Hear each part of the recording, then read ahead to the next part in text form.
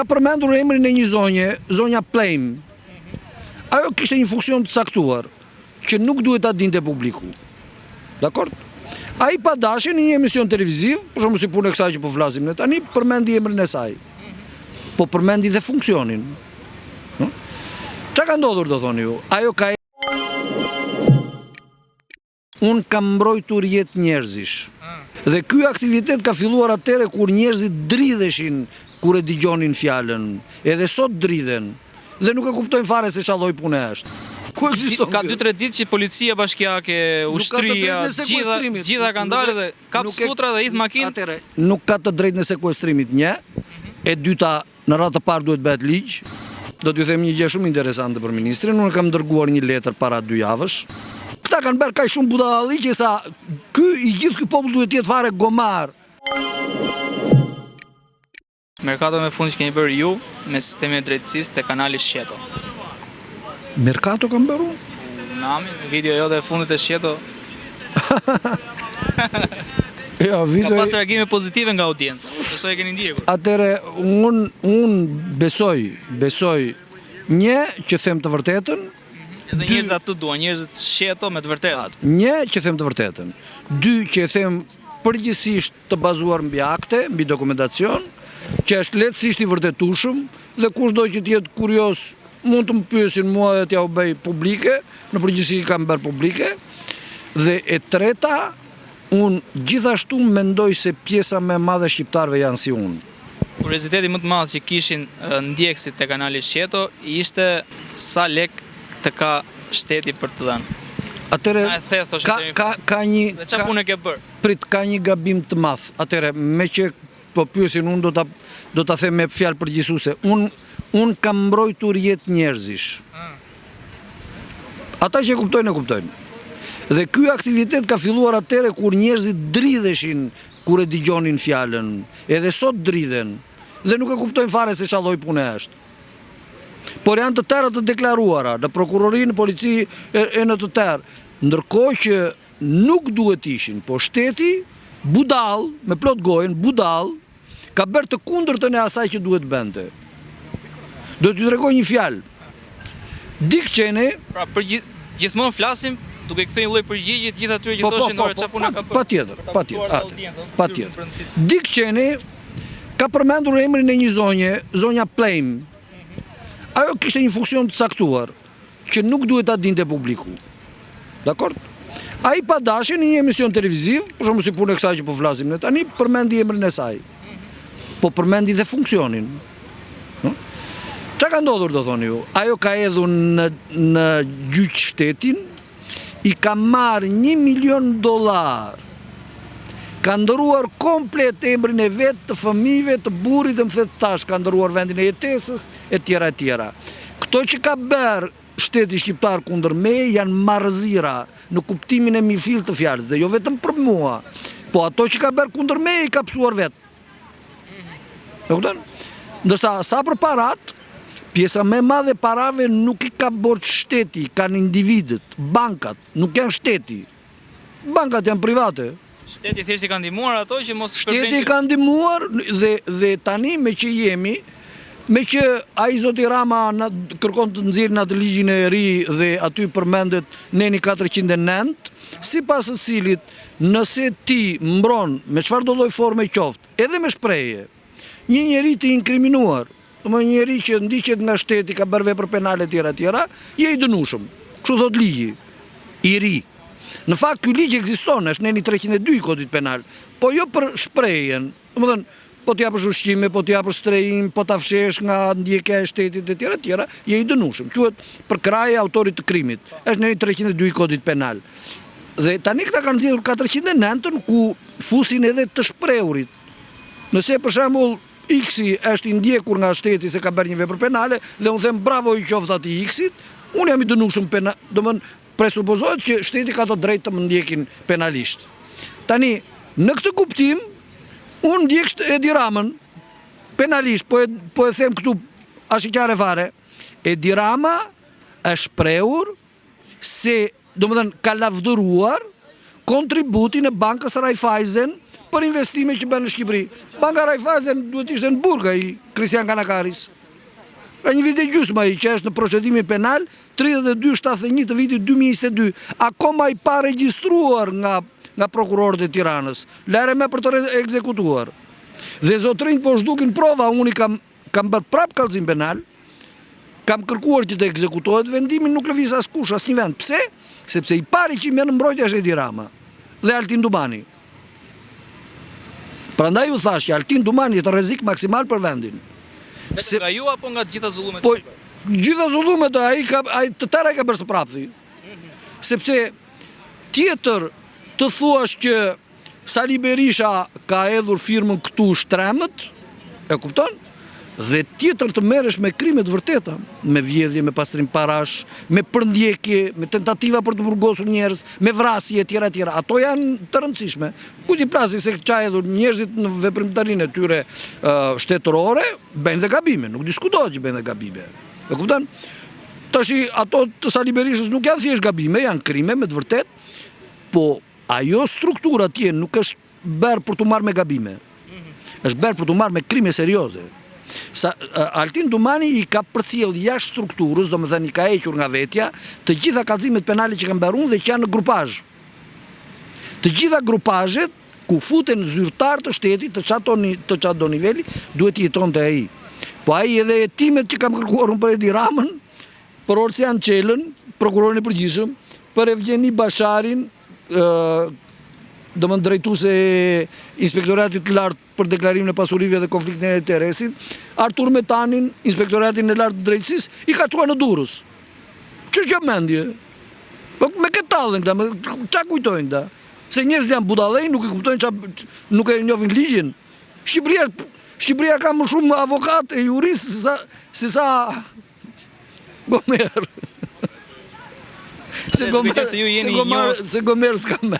Okej, besoj se gjitha audienca e kanalit e mori atë përgjigjen për sa i përket të ardhurat. Tani, për ju si njohës i ligjit, ne duam një mendim shqet, ashtu siç dini ju ta bëni, për këtë nismë të fundit që ka bërë ministrja për sekuestrimin e të gjitha skutrave elektrikë që qarkullojnë në rrugët e Tiranës. Është i drejtë apo është në kundërshtim me ligjin? Ka sekuestrime. Ti sekuestrosh pronën e tjetrit. Ka 2-3 ditë që policia bashkiake, ushtria, gjitha kanë dalë dhe kap skutra dhe idh makinë. Nuk ka të drejtë në sekuestrimit, një. E dyta, në radhë të parë duhet bëhet ligj. Nëse qeveria vendos që skutrat nuk duhet të qarkullojnë, duhet bëhet ligj. Nuk bëhet me fjalë goje, me fjalë ministri. Nuk ekzistojnë kjo gjë. Këta e bëjnë vetëm njerëzit që s'kan iden e fjalës shtet, e din shtetin pron private. Sipas jush, është shkelje kjo? Është vjedhje, për mua është vjedhje. Që e ndaloj qytetarit tje dhe i merë te se dua unë. Nuk ekziston. Ore, kjo ministria që po nxjerr këtë lloj ligji, do t'ju them një gjë shumë interesante për ministrin, unë kam dërguar një letër para 2 javësh, për vjedhje nga drejtuesit e policisë Tiranës.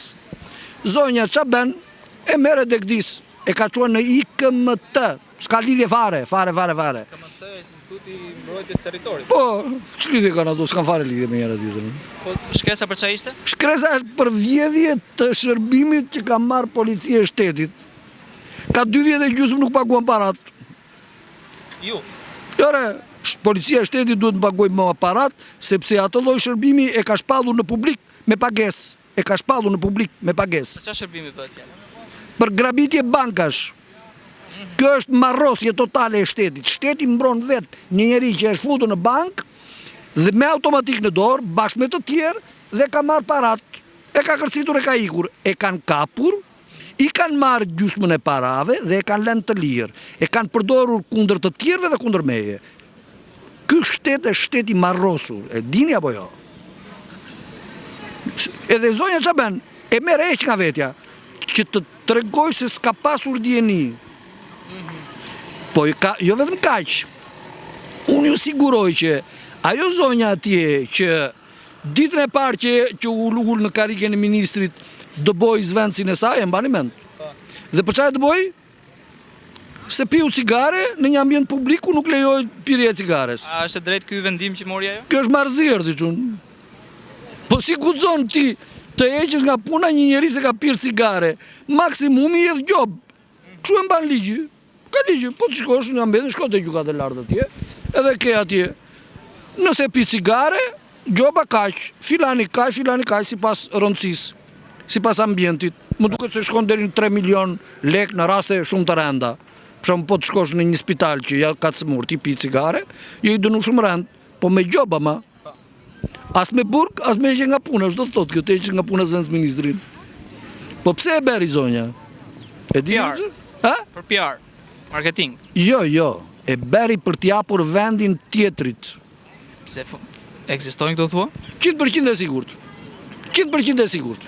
Sepse ai tjetri që kalon zinxhirin ka mundësira për të shantazhuar. Mbledh informacione, merr dokumentacion, këto dokumentacione që lidhen nga një derë te tjetra, siç bën Altin Dumani, që në vend që ti mbaj veti çon në Durrës, çon në Elbasani, çon në Tiranë. Dhe ç'a bën? Këta i marrin, këta që kanë mundësi edhe edhin gjoba. Kjo është një formë gjobe, më lër postin. Ç'a dini juve? Çu funksionon ky shtet? Ky shtet është shteti i marrosurve. S'ka asgjë me ligjin. Si deti në mes rrugës e i thuaj, ma jep skuterin ti se e marrun, kush je ti? Çfarë duhet bëj shteti në rastin e skutrave? Në çdo gjë shteti duhet të nxjerrin ligj para se të veprojë në radhë të parë. Nëse është për të bërë ligj, le të bëhet ligj. Të diskutohet, ka masa kufizuese, ka masa ndaluese, ka masa sekuestrimi. Ti nuk mund të kalosh direkt te sekuestrimi. Se del njëre thot e sekuestrojmë, kush je ti?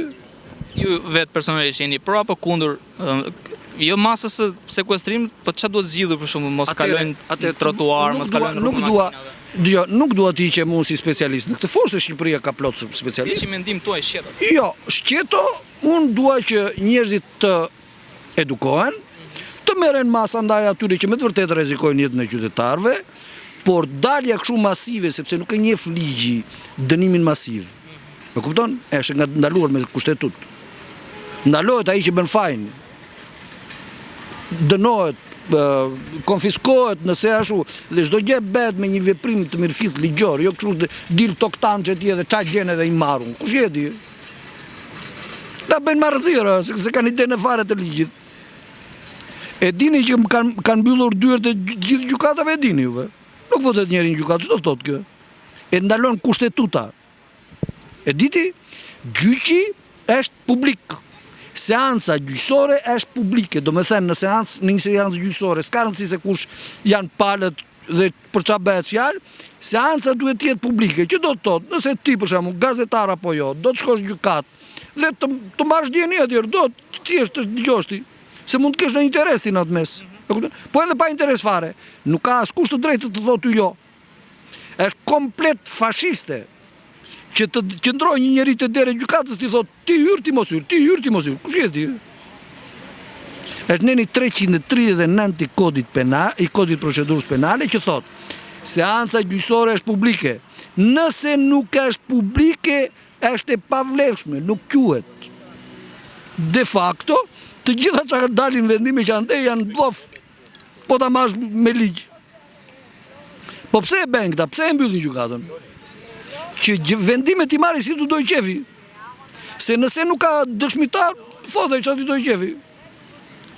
Ata marrin vendime në dhomë këshillimi, çdo të thotë vendim në dhomë këshillimi, që gjyqtari bën çaj doj qefi, me këtë lloj korrupsioni që është në Shqipëri? Ha? E kuptoni juve? Pse ka korrupsion në Shqipëri? Ka korrupsion. Po këtu vetëm nëse gjen ndonjë që s'është i korruptuar do ishte çudi. S'mund të thaj kur të haj qeni është lajm. Kur kafshon ti qeni atëherë bëhet lajm botror. Po pra, e kuptove? Këtu fjala korrupsion, ore, nuk e kuptoni ju janë 50 prokurorë që kam kallzuar vetëm unë. 50. Mos janë më tepër, në total sa prokurorë kemi? Në krye të listës është Altin Dumani. Po ai është kam kallzuar një 3-4 herë të paktën. Pse? Pse? Në gjuhën e ligjit quhet marrje në mbrojtje autorëve të veprave penale. E kupton? Domethënë shpërdorim detyre. Po të gjitha këto veprime nuk bëhen kot, bëhen për të vjedhur, domethënë për të mbajtur ato që shteti dhe bankat më kanë borxh që më kanë vjedhur. Ai de facto merr pjesë në vjedhje. Çfarë do ti më? ai mbron kriminalin. Pse e mbron? Pse budalla është që e mbron? Apo se njeh ligjin? Po diçka fut në xhep ai. Ti ty shon fort që ai fut në xhep? Jo, i ka futur pa u futur akoma atje. Ai ka bërë pazar që është futur atje. Ai është betuar që të mos japin kurse si mundësi, domethënë personave të caktuar si puna ime që të marrin drejtësi.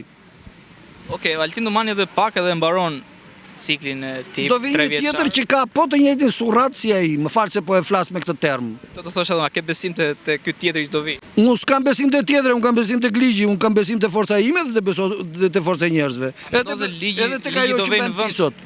Se s'bën. Mbani mend mua. Këta kanë bërë kaq shumë budalli që sa i gjithë ky popull duhet të jetë fare gomar që të rinë në këtë gjendje. E kuptoni? Këta çdo ditë bëjnë nga një krim, çdo ditë bëjnë nga një budallik. Këta janë ato pikër që nga do që të rrotullohen. Njerëzit e shikojnë bishtin e qenit. Bishti i qenit, Kalofshimi. Respekt. qeni do mbetet.